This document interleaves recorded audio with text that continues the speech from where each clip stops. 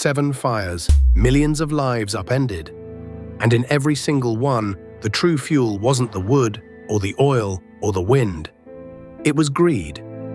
A door chained shut to stop theft.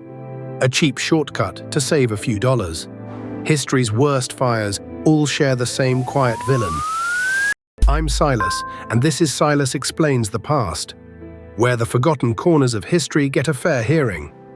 Tonight, 7 fires that reshaped entire cities, one of them killing over 3,000 people in a single night.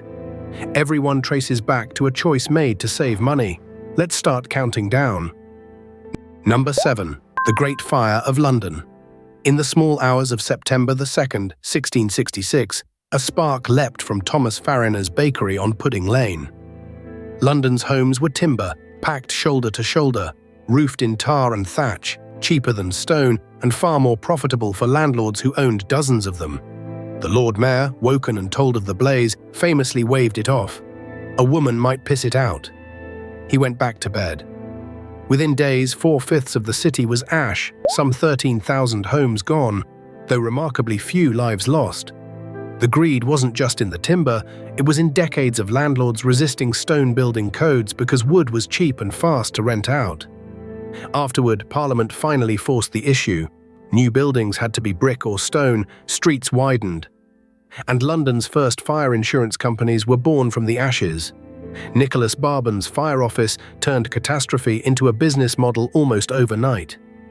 Imagine standing on Pudding Lane that morning, watching a city of wood learn, in 4 days, what stone should have taught it decades earlier. History, as ever, charged a heavy tuition for that lesson. Number 6. The Peshtigo Fire. On October 8, 1871, the very same night as the more famous Chicago Fire, a Wisconsin logging town called Peshtigo burned to nothing in under an hour. Logging companies had stripped the surrounding forest for profit, leaving behind mountains of dry slash and sawdust. Nobody bothered to clear, because clearing it cost money and burning season was someone else's problem. A drought that summer turned the region into kindling. When fires converging from railroad clearing burns and farm fields met the tinder, they created a firestorm so intense it generated its own hurricane-force winds, a phenomenon later studied as a genuine fire tornado. An estimated 1,200 people died, making it the deadliest fire in American history. Yet it's barely remembered because Chicago burned that same night and stole every headline. Survivors described the Peshtigo River itself boiling as people waded in to escape flames that leapt across water. The timber industry's disregard for its own waste, the greed of clear-cutting without cleanup, had built the fuel bed years in advance. Afterward, states began regulating logging debris and slash-burning practices, slow reforms that came far too late for Peshtigo, a town history nearly let fall through the cracks entirely. Number 5. The Iroquois Theater Fire. Chicago again, but 32 years later, and this time the greed wore a tuxedo. The Iroquois had opened weeks earlier, advertised as absolutely fireproof. It wasn't. On December 30th, 1903, during a packed matinee of Mr. Bluebeard, a stage light ignited a curtain. The theater's owners had skipped sprinklers, skipped fire alarms, and skipped exit signage to save money and speed up construction, even removing some fire extinguishers because they clashed with the decor. Worse, many exit doors were bolted shut or hidden behind curtains to stop people sneaking in without tickets. When the crowd of nearly 2,000 rushed for the doors, they found them locked. 602 people died in under 20 minutes, most from smoke and crushing at the blocked exits, making it still the deadliest single-building fire in American history. The owners faced charges, none served real prison time. The case quietly dissolved in appeals. But the horror forced a reckoning. Cities across America mandated panic bars on exit doors, illuminated exit signs, and fire drills in public venues. Standards that quite literally saved countless lives at every theater, school, and stadium since. Number 3 on tonight's list revisits this same deadly habit of blocked doors. Greed, it seems, kept relearning the identical lesson. Number 4. The Cocoanut Grove Fire. Boston's most fashionable nightclub, packed to nearly double its legal capacity on the night of November 28, 1942, because turning away paying customers meant turning away money. Cheap, flammable decorations, fabric palm trees, satin drapery lined every wall, installed to look tropical and luxurious, without the expense of anything fire-resistant. A busboy lit a match to find a light bulb to screw back in. Within minutes, the artificial palm tree above him was ablaze in flame, and the fire raced across the fabric ceiling faster than anyone could run. The club's main entrance was a single revolving door, and side exits had been bolted or hidden to stop people from sneaking in without paying the cover charge. 492 people died, many stacked at that one jammed revolving door within arm's reach of the street outside. It happened painfully during wartime when the country was already trained in casualty and grief, yet the fire still shocked the nation into action. It led directly to modern fire codes requiring exit doors to swing outward, banning revolving doors as sole exits, and mandating flame-retardant materials in public venues. Rules inspected in every restaurant and bar you've ever walked into since. Let me ask you something. How many locked doors does it take before a city finally listens? On March 25, 1911, at the Triangle Shirtwaist factory in New York, the answer was apparently still not enough. The owners, Max Blank and Isaac Harris, locked the stairwell doors during shifts.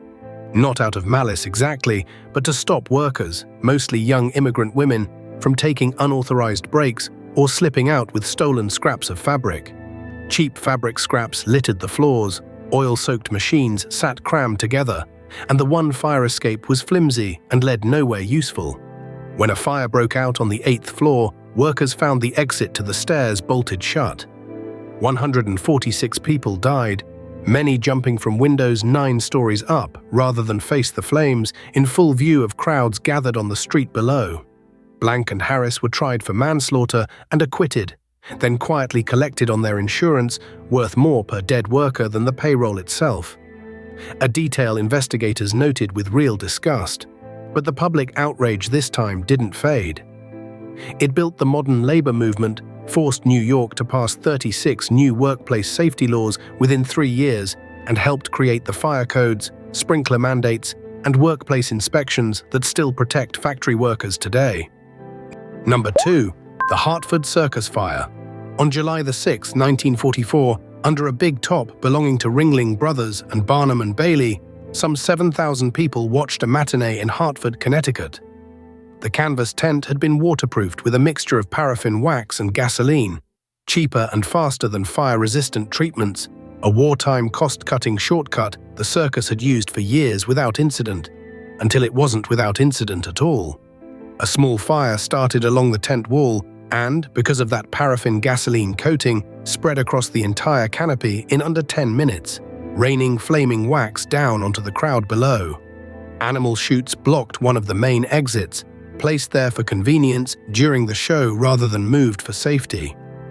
167 people died, many of them children, trampled or trapped by exits that were too few and too obstructed for the crowd size. The circus's own attorney later admitted the company had known the tent coating was dangerous for years and calculated it was cheaper to occasionally pay for damages than to fireproof properly. Public fury led directly to national fire-retardant tent regulations for traveling shows and to some of the strictest crowd capacity and emergency exit laws ever passed for temporary structures, rules still governing every circus, fair, and festival tent raised today. And number 1. The one where greed built the entire trap years before a single spark flew, the fires of the Great Kanto earthquake. On September 1, 1923, a massive earthquake struck Tokyo and Yokohama at lunchtime, when thousands of charcoal cooking stoves were lit across the city. Tokyo's rapid, profit-driven growth had packed wooden houses together with almost no fire breaks, because landlords built as densely as legally possible to maximize rent from every square foot of land. When the quake knocked over stoves and severed gas lines, over 100 separate fires ignited within minutes, merging into massive firestorms that generated their own tornado-like winds. In one open field near the Sumida River, roughly 38,000 people who had fled there for safety were killed in a single afternoon when a fire tornado swept directly over the crowd, one of the deadliest single incidents of its kind ever recorded. Across the wider disaster, more than 100,000 people died. the overwhelming majority from fire rather than the earthquake itself. Landlords and city planners had known for years that Tokyo's wooden sprawl was a fire trap, yet cheap, dense construction kept getting rebuilt anyway because it was profitable.